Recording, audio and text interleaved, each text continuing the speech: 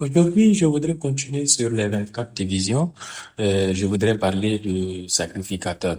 Donc, la parole de vie nous vient de 1 Chronique 24, verset 1 à 3. 1 Chronique 24, 1 à 3. Je lis pour vous. Les divisions des descendants d'Aaron étaient les suivantes. Les fils d'Aaron étaient Nadab, Abihu, Éléazar et Ithamar. Nadab et Abihu moururent avant leur père et n'eurent pas de fils. Ainsi, Éléazar et Ithamar exercèrent la sacrificature. David, avec Tsadok, des fils d'Ahimelech et d'Achimelech, des fils d'Ithamar, les répartirent selon les fonctions dans les services. Voici la parole du Seigneur. Amen. Donc, il y a donc un grand groupe appelé les Lévites, n'est-ce pas, les Lévites. Et parmi ces Lévites, il y avait quatre fonctions différentes. Nous avons appris à propos des travailleurs du temple. Les travailleurs du temple sont aussi appelés les Lévites. Donc, parmi ce grand groupe de Lévites, il y a un petit groupe de Lévites appelés les travailleurs du temple. C'était la semaine dernière ou celle d'avant. Et aujourd'hui, nous allons parler de ce groupe appelé les sacrificateurs. Alors, pour devenir sacrificateur, quelle est la condition pour être sacrificateur? Pour devenir un sacrificateur. Premièrement, ils doivent être des lévites biologiques. Parmi un prêtre, un sacrificateur ne peut pas venir d'une autre tribu que celle des Lévites. Donc, pour devenir sacrificateur, la première condition est d'être lévite. Et la deuxième condition est d'être fils d'Aaron. Donc, la famille d'Aaron est chargée de la fonction de sacrificature et cette fonction est transmise euh, au fils d'Aaron. Si vous regardez à Exode chapitre 28 verset 1, Exode 28 1 dit: Fais approcher de toi Aaron ton frère et ses fils avec lui du milieu des enfants d'Israël pour qu'il exerce pour moi le sacerdoce. Aaron, Nadab, Abihu, Éléazar et Ithamar sont les fils d'Aaron.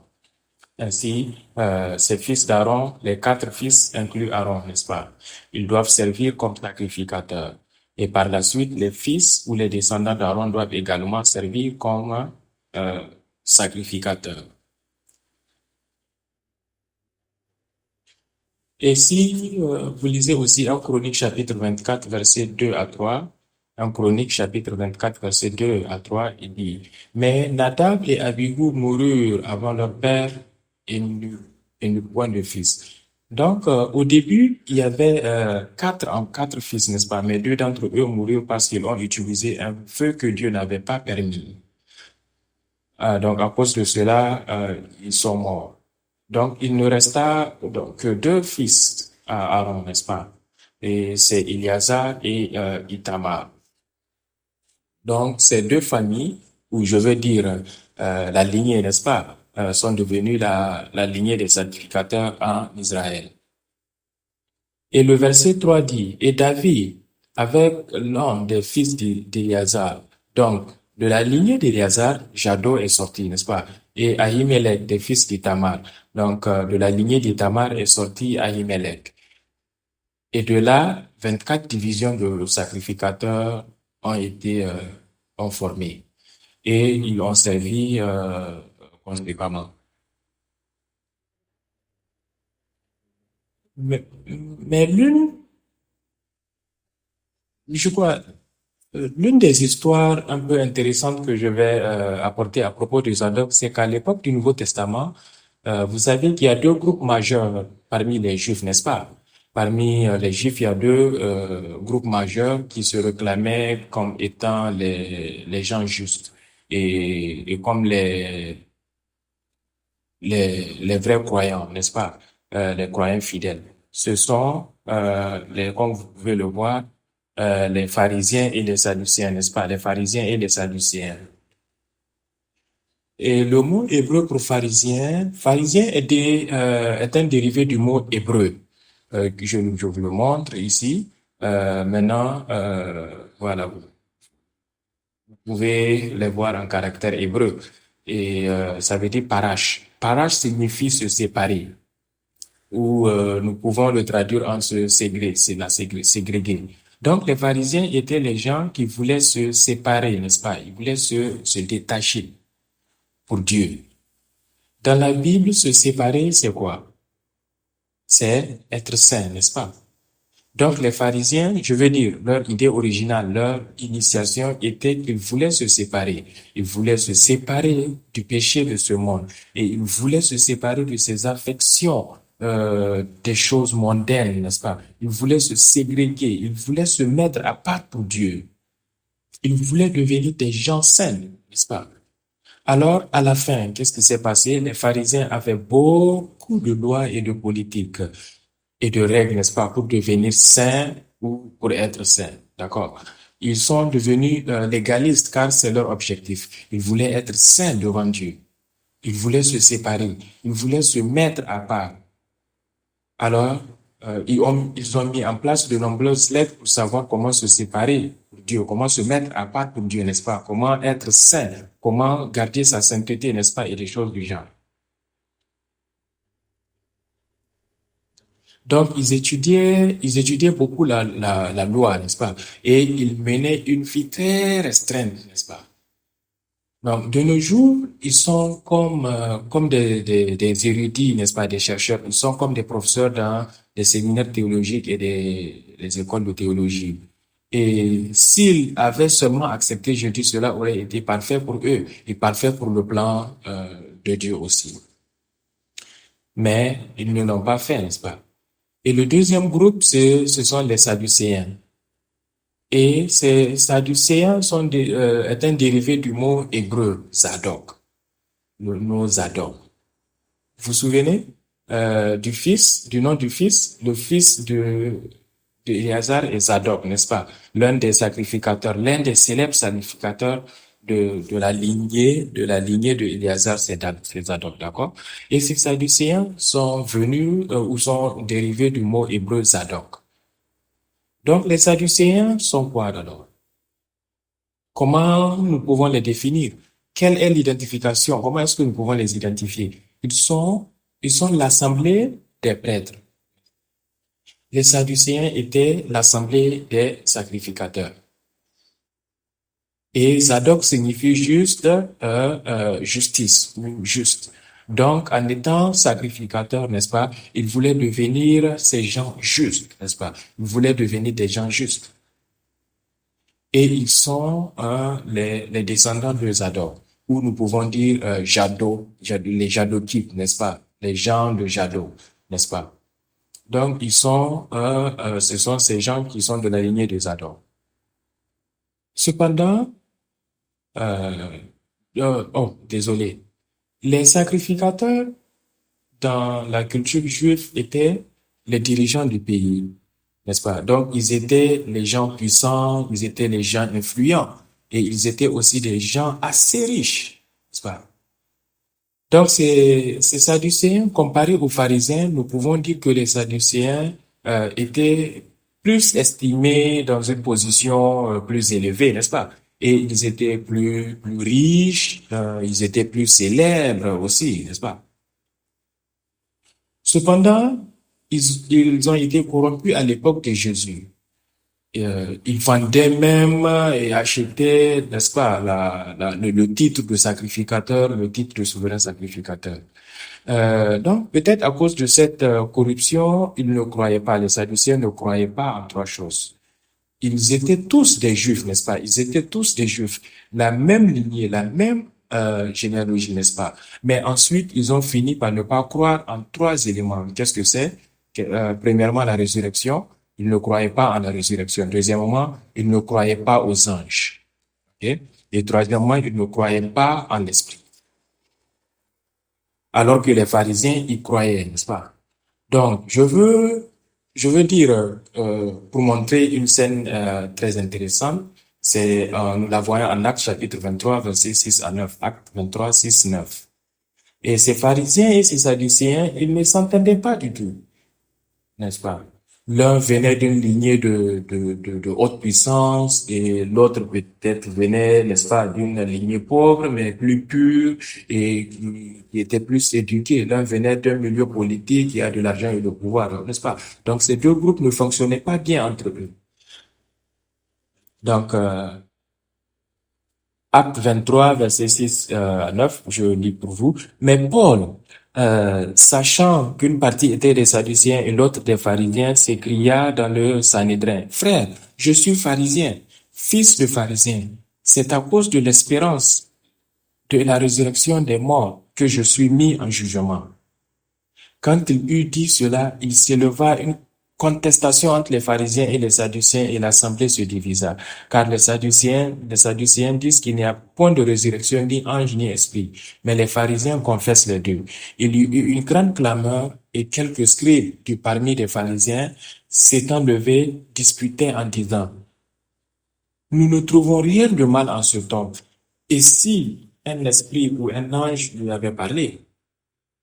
Que se passait-il ici? Paul avait été amené devant ce conseil pour être condamné, n'est-ce pas? Pour être jugé.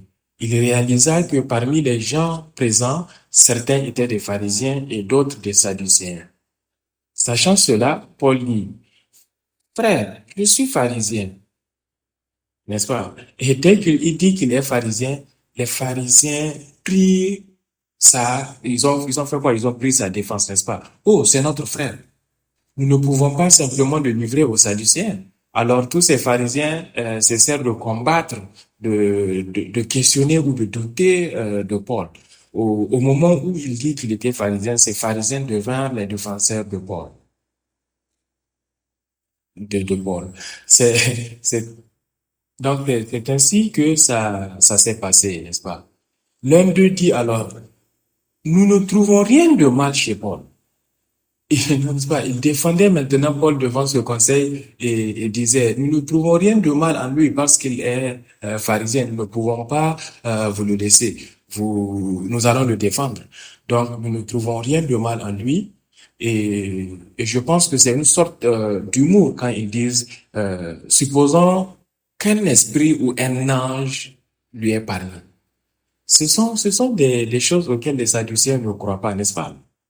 Et ces pharisiens utilisent intentionnellement ce genre de mots pour provoquer les Sadducéens et afin de protéger Paul, n'est-ce pas?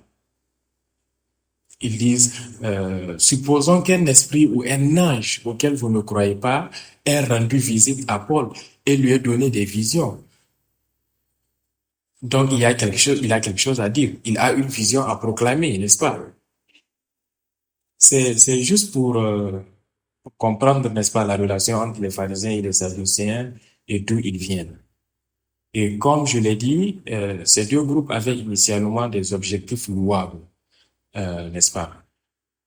Devenir pur, devenir saint, devenir juste, n'est-ce pas? Cependant, avec le temps, la corruption, le péché, l'orgueil se sont installés, n'est-ce pas? Et ils n'ont pas pu accepter Jésus-Christ.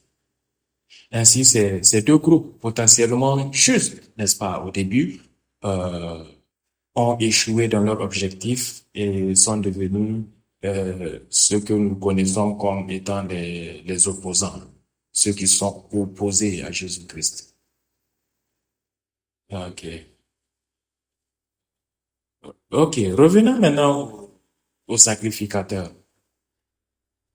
Donc, le sacrificateur est celui qui effectue des rituels ou des sacrifices. Nous pouvons dire cela, n'est-ce pas? Le sacrificateur est celui qui effectue les rituels. Le mot hébreu pour sacrificateur est kohen, kohen, comme vous pouvez le voir à l'écran. Et cela signifie celui qui effectue des rituels, celui qui effectue des cérémonies. Bien que la fonction de sacrificateur a été établie au mont Sinaï par la loi de Moïse, euh, les sacrificateurs existaient bien avant, n'est-ce pas? Celui qui offrait un sacrifice à Dieu devait être considéré comme un sacrificateur, n'est-ce pas? Bien que le nom, le titre de sacrificateur a été créé pendant le temps de Moïse. Nous pouvons tout de même dire que celui qui effectuait un rituel, n'est-ce pas, ou un sacrifice à Dieu, devait être considéré comme un sacrificateur. Donc, dans la Bible, la première fois que ce terme Cohen est utilisé, c'est en Genèse chapitre 14, verset 18. pour Melchisédek, en parlant de Melchisédek. Genèse chapitre 14, verset 2. Melchisédek, roi de Salem, apporta du pain et du vin. Il était sacrificateur du Dieu très haut, Kohen. Donc, à travers cela, nous comprenons qu'il offrait des sacrifices, il offrait des cultes, il offrait des services à Dieu. Et pas seulement Melchisédek, mais aussi dans Genèse chapitre 12, verset 7. Genèse chapitre 12, verset 7. L'Éternel apparut à Abraham et dit, je donnerai ce pays à ta descendance. Abraham bâtit là un autel à l'Éternel qui lui était apparu. Donc, Abraham a également érigé un autel et offert des sacrifices. Il a offert des sacrifices à Dieu. Il a offert un sacrifice à Dieu. Celui qui effectue des rituels est un sacrificateur. Donc, Abraham devait être considéré aussi comme un sacrificateur, n'est-ce pas? Abraham était sacrificateur. Abraham était sacrificateur. Ensuite, Genèse 26, verset 25. Genèse 26, verset 25. Il bâtit là un autel, invoquant le nom de l'Éternel, y dressant ta tente, et les serviteurs d'Isaac y creusèrent un puits. Donc, Genèse chapitre 26 parle d'Isaac, n'est-ce pas? Isaac a également érigé un autel et il a offert des sacrifices à Dieu. Il a offert des sacrifices. Donc, Isaac était également un sacrificateur, n'est-ce pas? Isaac était aussi un sacrificateur. Ensuite, Genèse chapitre 35, verset 3, euh, il est dit, levons-nous, montons à Bethel. Là, je ferai un autel au Dieu qui m'a répondu au jour de ma détresse et qui a été avec moi dans le voyage que j'ai fait. C'est Jacob, n'est-ce pas? Jacob. Jacob avait également érigé un autel et a offert un sacrifice à Dieu. Donc, Jacob était aussi un sacrificateur. Mes frères et sœurs, nous sommes les descendants spirituels d'Abraham, n'est-ce pas? Nous sommes les descendants d'Abraham. Tous les croyants, n'est-ce pas? Nous sommes les descendants d'Abraham. Cela peut signifier beaucoup de choses, n'est-ce pas? Mais aujourd'hui, je peux dire qu'être un descendant d'Abraham signifie que nous sommes le sacerdoce royal de Dieu, n'est-ce pas? Nous sommes les sacrificateurs de Dieu parce qu'Abraham était sacrificateur. Et le sacerdoce ne se transmet que par la lignée de sang d'Abraham. Seuls les descendants d'Abraham pouvaient devenir sacrificateurs. C'est ainsi que Dieu l'avait établi. Les Lévites, n'est-ce pas? En tant que Lévites, vous pouvez devenir sacrificateurs. Mais les sacrificateurs, vous devrez être descendants d'Aaron. Mais comme nous pouvons le voir, Abraham était sacrificateur. Et les descendants d'Abraham étaient tous sacrificateurs. Nous pouvons voir que si nous sommes aujourd'hui les descendants d'Abraham, comme le dit la Bible, nous sommes appelés le sacerdoce royal. Nous sommes appelés à devenir des sacrificateurs de Dieu. Amen. Donc, je prie et bénis chacun de vous au nom du Seigneur pour que ce soir, nous acceptions tous notre devoir de sacrificateur et servions en tant que sacrificateur pour lui. Amen. Et si nous regardons comment les sacrificateurs étaient nommés, n'est-ce pas? Comment les sacrificateurs étaient nommés ils étaient nommés par l'onction de l'huile, l'onction de l'huile. Et quelle est cette cérémonie? Le nom de la cérémonie, le nom du rituel qui consiste à oindre les gens avec de l'huile, c'est l'ordination pour établir le travail du porteur, n'est-ce pas? Nous appelons cela ordination. Pour l'huile de guérison, nous appelons ça l'onction de guérison. Mais pour établir, n'est-ce pas, un travailleur, nous appelons cela ordination. Ainsi, ces sacrificateurs, n'est-ce pas, ils ont été nommés par ordination. Dans notre église, dans l'église presbytérienne coréenne, il y a 3 positions pour recevoir cette ordination. Et ce sont, comme vous le savez, il y a pasteur, n'est-ce pas? Il y a l'ancien, et le troisième, c'est le diacre ordonné, le diacre ordonné. diacre ordonné. Je pense que j'ai déjà expliqué lors de l'installation d'ordination que nous avons, désolé, l'installation des diacres, que nous avons deux diacres différents, n'est-ce pas? Dans l'église presbytérienne, le diacre ordonné qui recevra l'ordination, mais il y a également d'autres diacres annuels, d'accord, où nous pouvons dire les diacres, le diacre normal, d'accord. Donc chaque année, il doit recevoir encore cette ordination, tandis que le diacre ordonné, il est diacre pour toujours. C'est une ordination, cette ordination signifie éternel, donc ça veut dire jusqu'à la fin. Ainsi, l'ancien, une fois qu'il a reçu l'ordination, donc l'ancien demeure à jamais ancien. C'est de la même manière que le pasteur, n'est-ce pas? Que je travaille pour l'Église ou non, le pasteur, son nom, le titre qui est attaché à moi pour toujours, car il a été donné par l'ordination. L'ordination signifie la promesse éternelle de Dieu, la promesse perpétuelle et la nomination et la nomination de Dieu. Donc, l'ordination signifie que l'annonce publique qu'une personne est donnée à Dieu pour faire son travail toujours. D'accord.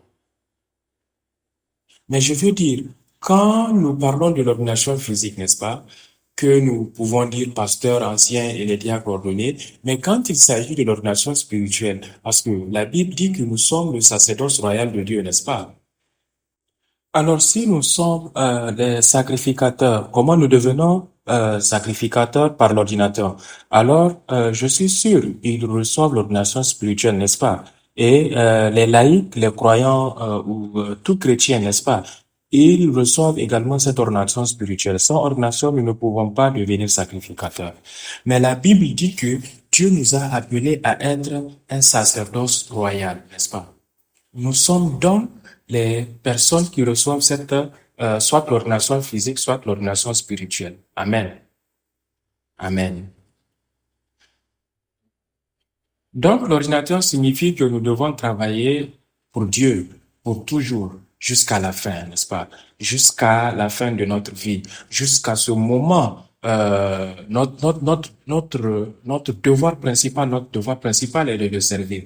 Nous ne pouvons pas simplement être intermittents, n'est-ce pas? Pendant environ 3 ans, je le servirai, mais ensuite les 4 années suivantes, je suis fatigué de le servir. Ça, ce n'est pas possible pour le sacrificateur. Ce n'est pas possible pour les personnes ordonnées. Une fois que nous sommes ordonnés, que nous aimions ou non, à partir de maintenant, nous sommes à jamais serviteurs de Dieu. Nous sommes à jamais ouvriers de Dieu. Donc, regardons Exode 28, verset 41. Exode 28, verset 41 dit, « Et tu les mettras sur Aaron, tes frères et sur tes fils avec lui, et tu les oindras et les ordonneras et les consacreras afin qu'ils puissent me servir en tant que sacrificateur. » Donc, nous pouvons voir que les sacrificateurs ont été ordonnés, oints et ordonnés.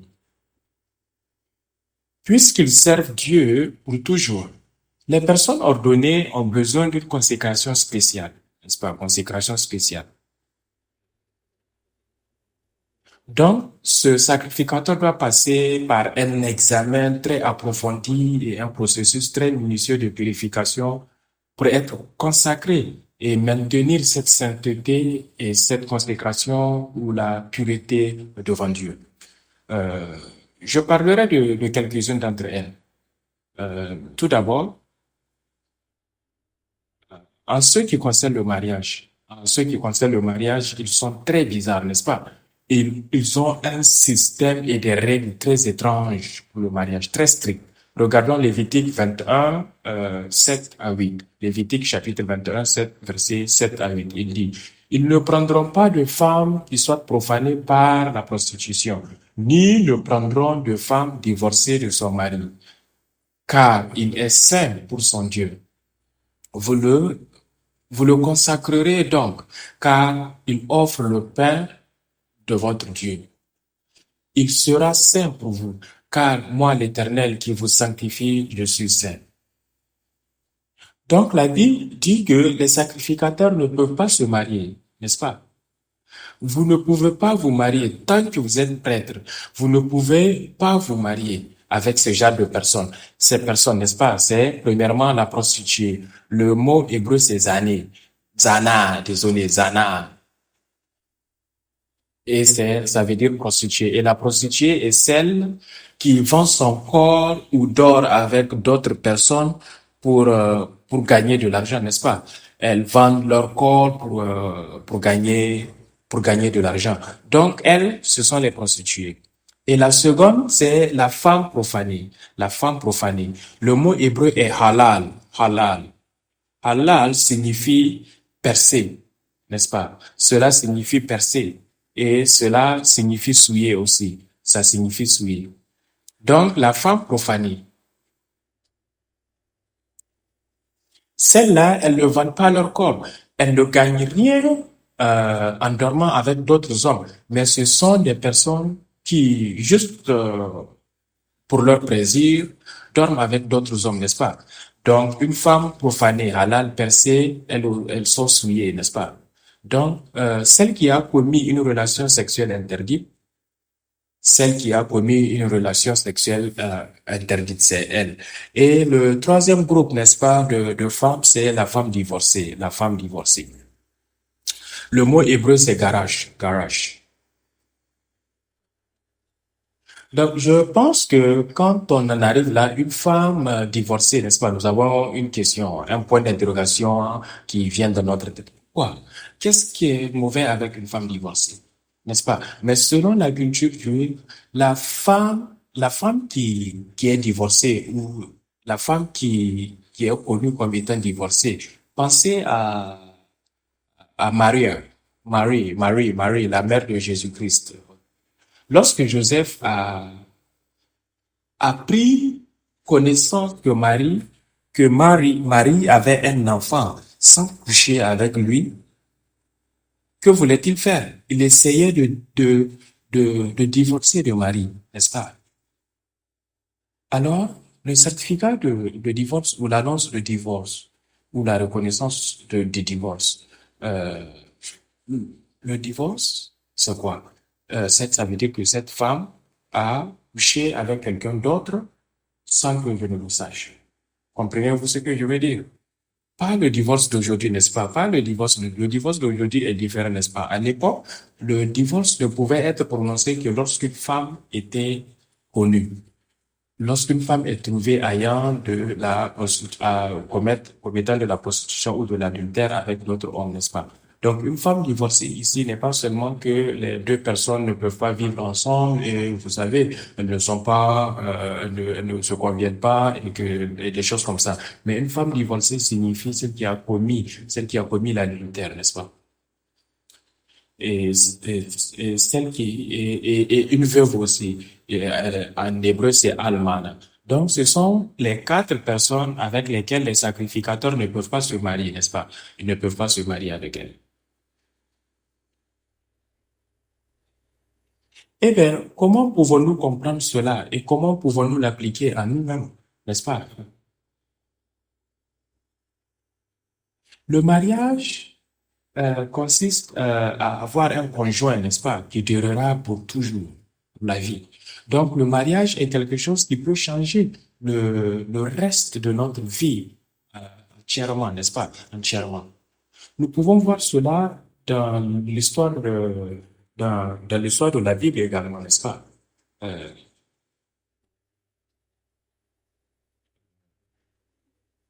Jézabel, n'est-ce pas? Lorsque Jézabel a été prise comme épouse, n'est-ce pas? La vie entière, la vie entière du roi Akab, et pas seulement Akab, mais toute l'histoire de la nation a changé, n'est-ce pas? Donc, avoir des femmes ou se marier est quelque chose qui peut changer le reste de notre vie entière. Par conséquent, cette règle stricte concernant le mariage est donnée pour garder leur corps et leur lignée aussi propre et pure que possible. Comme je l'ai dit auparavant, les sacrificateurs ou le devoir des sacrificateurs se transmet à travers cette lignée, à travers cette lignée de sang, n'est-ce pas? Si Aaron est sacrificateur, alors le fils d'Aaron devient sacrificateur. Donc, une fois le mariage ou une fois cette épouse une fois que ce mariage est mal fait, alors le reste des descendants en sera aussi affecté. Je veux dire, regardez ça, s'il y a de l'eau pure et que quelqu'un a fait tomber une goutte d'eau sale, une goutte d'eau sale à l'intérieur, alors à partir de ce moment, le reste de l'eau sera souillé, n'est-ce pas? C'est sale, c'est sale. De la même manière, Dieu disait que pour me servir en tant que sacrificateur, vous devez garder votre lignée. Vous devrez vous garder aussi propre et pur que possible, n'est-ce pas? Propre et pur autant que possible. Donc, ce n'est pas seulement pour Aaron, n'est-ce pas? Parce que nous sommes aussi les personnes qui reçoivent cette ordination physique et spirituelle. Nous sommes les personnes appelées à devenir les prêtres de Dieu. Par conséquent, Dieu nous demande de nous éloigner des choses qui peuvent nous corrompre ou nous souiller entièrement. Dans votre vie, ou je dirais, regarde à ta vie, regarde autour de toi. Quelles sont les choses qui peuvent te changer entièrement? Quelles sont ces choses qui peuvent te souiller ou te corrompre entièrement? Et Dieu dit, éloigne-toi de ces choses. Éloigne-toi consciemment de ces choses. Fais très attention, ne les laisse pas entrer dans ta vie. Dieu a dit à Adam, ne mange pas de l'arbre de la connaissance du bien et du mal. Pourquoi? Parce que cela peut le changer entièrement, n'est-ce pas? Cette chose-là peut changer qui Adam est entièrement. C'est pourquoi Dieu a dit, ne mange pas, sois prudent et ne mange pas. Et lorsqu'il a mangé, qu'est-ce qui s'est passé? Il a changé. Il a été corrompu. Il a été souillé. Donc, Dieu demande, si si tu veux devenir comme cette personne ordonnée, comme mes sacrificateurs, alors fais attention à ces choses qui peuvent te changer entièrement, qui peuvent te corrompre entièrement, qui peuvent te souiller. Je ne parle pas du mariage. Je ne parle pas des femmes, je ne parle pas des dames. En ce moment, je parle d'autre chose, n'est-ce pas? Dieu dit, si c'est vrai, cela peut te changer ou peut te suivre entièrement, alors sois conscient de cela. Ne t'en approche pas du tout. N'accorde pas ton oreille, n'accorde pas ton cœur, sois attentif, d'accord? C'est la première chose et la consécration. C'est la première chose et la consécration que les prêtres doivent traverser. Alors, chers frères et sœurs, dans notre vie, nous devons également être conscients de ces choses qui, autour de nous peuvent nous changer, nous corrompre entièrement. Et si nous savons que c'est le cas, alors nous devrons être conscients et nous ne devons pas donner notre cœur ou nos oreilles à ces choses-là. Non, c'est pas. Donc, c'est cela la première chose. Et la seconde, c'est le rituel de purification. Le rituel de purification. Nombre chapitre 19, verset 11 à 13. Nombre 19, 11 à 13 dit, celui qui touche le cadavre de toute personne sera impur pendant 7 jours. Cette personne se purifiera de son impureté avec de l'eau le troisième jour, le septième jour, et ensuite elle sera pure. Mais si elle ne se purifie pas le troisième jour, le septième jour, elle ne sera pas pure. Ok? Il est donc dit que le sacrificateur qui touche une chose impure deviendra impur. D'accord? Le sacrificateur qui touche une chose impure deviendra impur. Et l'exemple de cette impureté est la mort ou le cadavre, n'est-ce pas? Et les sacrificateurs impurs ne peuvent pas servir dans le temple, d'accord? Les sacrificateurs impurs, ou je dirais, les personnes ordonnées impures ne peuvent pas servir Dieu. C'est pourquoi Dieu dit, soyez attentifs à ces choses, d'accord? Comme nous pouvons le voir dans ce passage, les sacrificateurs n'étaient pas autorisés à assister aux funérailles des gens, n'est-ce pas? Les sacrificateurs n'étaient pas autorisés. Ils n'étaient pas autorisés à toucher. Ils n'étaient même pas autorisés à être dans la même pièce. Donc, ils n'étaient pas autorisés à assister aux funérailles des gens. Il y a quelques exceptions quand même. Et je pense que tous ces détails se trouvent dans le sixième livre de la série de l'histoire de la rédemption et aussi dans la Bible. Donc, je vais passer rapidement. Mais de manière générale, les sacrificateurs n'étaient pas autorisés à assister aux funérailles. Cependant, dans l'église d'aujourd'hui, Dans l'église de l'Alliance, dans l'église de notre église de Pangang, le pasteur de l'église doit conduire la cérémonie de funérailles et les anciens doivent aussi assister, n'est-ce pas, et aider au service, d'accord. Les diacres doivent aussi porter les cercueils. Par conséquent, ce passage de Nombre 11, 13 ne s'applique pas à nous. Aujourd'hui, aucun chrétien, aucun croyant, aucun membre de l'Église, si c'est le cas, ne peut assister à un enterrement. Donc, il ne s'agit pas d'une question physique ici, mais d'une question spirituelle. Donc, l'histoire ici s'applique de cette manière. La mort dans la Bible est le résultat du péché, n'est-ce pas, le péché. Donc, toucher le mort implique que le sacrificateur s'est impliqué dans le péché en touchant les morts. Cela signifie qu'ils se sont d'une manière ou d'une autre impliqués dans le péché. Bien que nous retirions les choses qui peuvent nous souiller entièrement, nous rencontrons parfois euh, la tentation du péché et la tentation de l'impureté. Parfois nous voulons, souvent nous ne voulons pas, mais vous savez, parfois nous sommes tentés de pécher contre Dieu, n'est-ce pas? Tentés de faire quelque chose que Dieu ne veut pas que nous fassions, n'est-ce pas? Donc, même si après avoir retiré toutes ces choses plus importantes qui peuvent nous suivre entièrement, mais nous rencontrons également des moments de tentation, n'est-ce pas, et le péché. Pour le cas où cela se produirait, Dieu a prévu un moyen de purification pour le sacrificateur, à savoir sacrifier une génisse rousse sans défaut. Si vous regardez à Nombre 19, verset 2, Nombre 19, 2,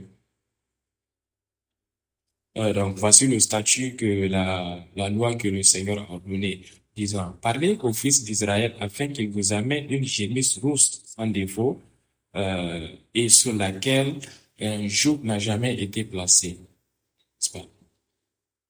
Donc, quand le prêtre rencontre d'une manière ou d'une autre ce moment et qu'il touche le cadavre, Dieu dit que voici comment vous allez vous purifier. Comment vous allez vous purifier? Amener une chemise rousse sans défaut, d'accord? Et que cela soit une offrande pour le péché en tant qu'offrande brûlée, n'est-ce pas?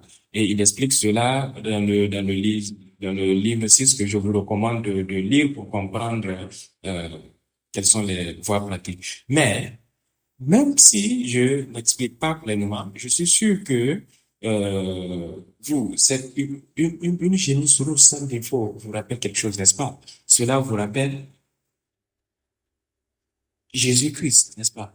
Jésus-Christ sans défaut, sans péché, qui s'est sacrifié pour nos péchés, n'est-ce pas? Donc, c'est l'ombre de Jésus-Christ étant le sacrifice rédempteur pour nous. Cela signifie que dans notre vie quotidienne, nous devons nous laver et nous purifier par le sang de Jésus-Christ afin de pouvoir servir dans le temple, servir Dieu.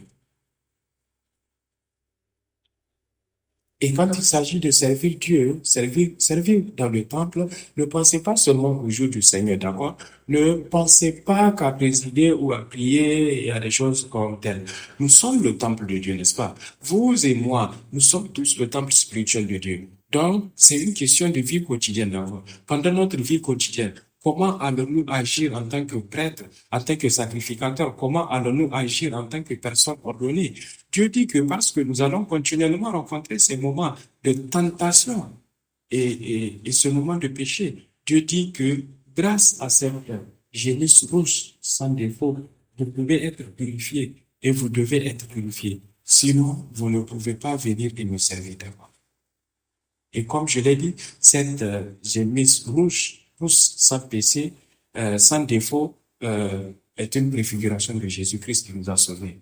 Donc, pas seulement les dimanches, mais tous les jours, à chaque moment, si nous péchons, ou si nous commettons une erreur, d'accord, ou si nous rencontrons certaines quelques tentations, nous devons nous reposer sur Jésus. Nous devons nous appuyer sur Jésus. Et par le sang de Jésus-Christ, nous devrons être lavés et purifiés chaque jour, chaque moment. C'est le seul moyen pour nous de rester des personnes ordonnées et des personnes qui servent Dieu continuellement. D'accord. Et je prie que nous, nous avons une prière, n'est-ce pas? Nous avons une prière, nous avons le nom de Jésus, n'est-ce pas? Donc, quand cette tentation vient, quand cette inquiétude vient, quand quoi que ce soit vient, d'accord, prions. Agenouillons-nous et prions dans le nom de Jésus-Christ pour que nos péchés et nos fautes et nos iniquités, toutes ces choses, d'accord, soient, soient lavées et purifiées par le sang de Jésus. Alors que, afin que vous et moi puissions demeurer des sacrificateurs saints de Dieu à jamais, pour toujours. Amen. Et troisièmement, c'est le dernier que je vais parler, c'est la nourriture, la nourriture. Si nous regardons en Néhémie chapitre 6 verset 65, Néhémie chapitre 6 verset 65, il dit, et le gouverneur leur dit de ne pas manger des choses les plus saintes jusqu'à ce qu'un sacrificateur se lève avec l'urine et le tumine. Donc, cette chose la plus sainte, manger les choses les plus saintes, n'est-ce pas? Manger les choses les plus saintes. Donc, la nourriture que les sacrificateurs mangeaient ou étaient autorisés à manger est appelée, vous pouvez voir à l'écran, d'accord? C'est appelé kad. Désolé, kadouché. Désolé. Oui, kadishe ou kadishe ha kodashin. Comme vous pouvez le voir, le kadouche ou kadash, d'accord? Le même mot est utilisé deux fois, n'est-ce pas? Kadesh, Kadesh, ce qui signifie j'ai Kadesh, n'est-ce pas? Et Ho Kadashim. Donc, il y a un autre Kadash là, n'est-ce pas? Qui veut dire saint. Il est utilisé deux fois. Cela signifie saint des saints. Cela signifie le plus saint. Euh, euh, Est-ce que nous parlons du lieu le lieu saint des saints, n'est-ce pas? Nous parlons le lieu le plus saint, n'est-ce pas? Nous savons qu'il y a le lieu saint et le lieu le saint des saints. Non, nous parlons de la nourriture que le sacrificateur est autorisé à manger, n'est-ce pas? La nourriture elle-même est appelée la plus sainte. La nourriture elle-même est appelée le saint des saints. Le prêtre doit manger et consommer la plus saine, le saint des saints. Cela signifie-t-il que le pasteur doit toujours avoir un repas de la meilleure qualité chaque jour? Chaque jour. Si c'est le cas, j'aimerais bien. Mais ce n'est pas le cas, n'est-ce pas? Ce n'est pas le cas. Ce n'est pas le cas. Que cela signifie-t-il? Que la nourriture que le sacrificateur consomme soit appelée le saint des saints.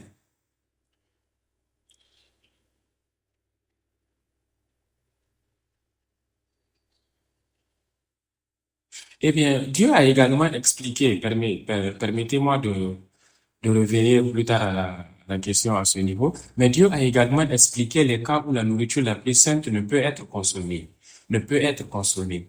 Alors, euh, qu'est-ce que cela nous enseigne?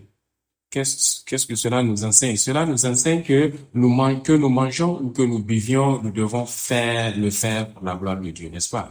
Nous devons le faire pour la gloire de Dieu. Et c'est une vie que les personnes ordonnées doivent vivre. Le point principal dont je parle est que les personnes ordonnées, les prêtres, les sacrificateurs, les serviteurs de Dieu, ce n'est pas une question de dimanche, n'est-ce pas, ou une question d'une chose une fois sur 7 jours. Ce n'est pas seulement lorsque vous êtes dans le temple, dans l'église. Non, c'est une question quotidienne. Le lundi, vous vous êtes levé de votre lit, n'est-ce pas? Vous êtes la sainteté, le sacerdoce royal de Dieu. Vous devez vivre, nous devrons vivre un style de personne ordonnée, n'est-ce pas? Cela signifie être séparé des choses qui peuvent nous corrompre entièrement, n'est-ce pas? Et cela signifie nous séparer ou nous purifier par le sang de Jésus-Christ à chaque fois, n'est-ce pas? Et cela signifie avoir ces saints des saints dans notre journée. Cela signifie que quoi que nous fassions, nous devons le faire pour la gloire du Seigneur. Quand vous allez travailler, nous le faisons pour la gloire du Seigneur. Quand vous mangez, quand vous rencontrez avec des amis, quand vous vous exercez, quand vous nettoyez votre maison, lorsque vous conduisez, tout doit être pour la gloire de Dieu. Quand quand nous agissons ainsi, alors Dieu nous reconnaîtra. Ah, vous consommez le Saint des Saints, n'est-ce pas? Comme je l'ai expliqué, comme je vous l'ai commandé. Mais, par exemple, si nous mangeons, si nous dormons, si nous faisons des choses, mais pour notre propre compte, mais pas pour la gloire de Dieu, c'est à ce moment que nous sommes souillés. Et nous mettons en péril la voix de Dieu et le plan de Dieu. Nous ne consommons pas le sang des saints.